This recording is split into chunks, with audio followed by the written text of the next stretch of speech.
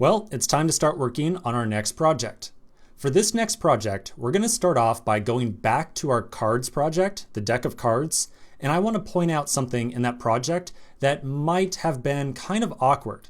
So something that could have been a little bit challenging down the road if we had decided to keep on expanding on that project. Once we talk about what that issue was and we understand how it could have been a little problem, we'll then talk about a new feature in Go that will kind of help us address that problem. And then we'll start working on a little program to kind of explore that feature a little bit more. So let's start off by talking about what could have been awkward about that cards project. Okay, so in the cards project, you will recall that we were working with a slice of strings, and each string was meant to represent one single playing card. So we had a card of something like ace of spades, or two of spades, or three of spades. Now in that project, we never really had to ask any particular card what its suit or what its value was.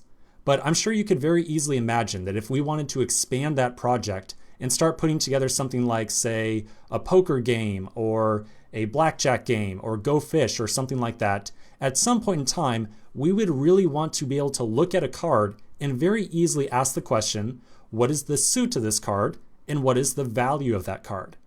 So the reason that would have been so challenging with the way that we had laid everything out was to figure out what suit or value any given card was, we would have had to do a little bit of string manipulation.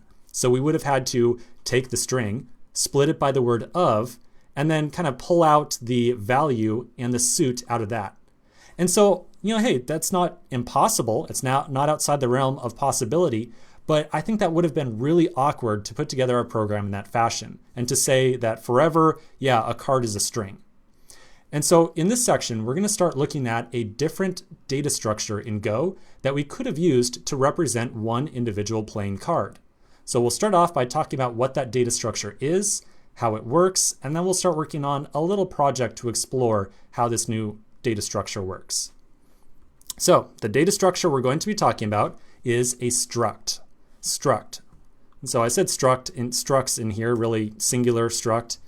Struct is short for structure. It is a data structure in Go, and you can think of it as being like a collection of different properties that are somehow related together or have some type of common purpose. And so if we think back to the example of a card here, we could have created a data structure struct of type card and then assigned two different properties to that struct.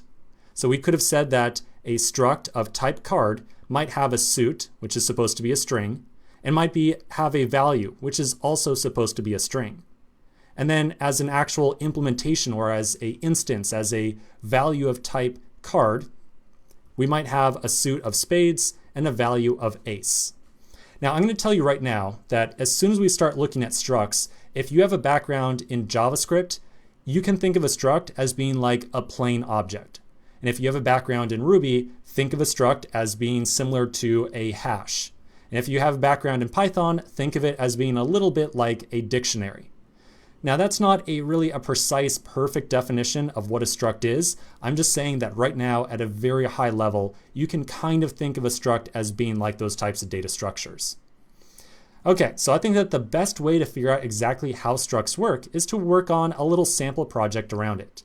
And so this project is not going to be a fully featured app with a purpose. Instead, we're going to kind of write out a little bit of struct code and then just get a better sense of how they work and what we can use them for. So let's get started on that project right now by creating a new project directory and creating a new main.go file. So I'm going to change on over to my code editor.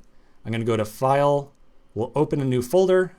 So I'm going to make a new folder and I'm going to call it simply structs. We'll open up this folder.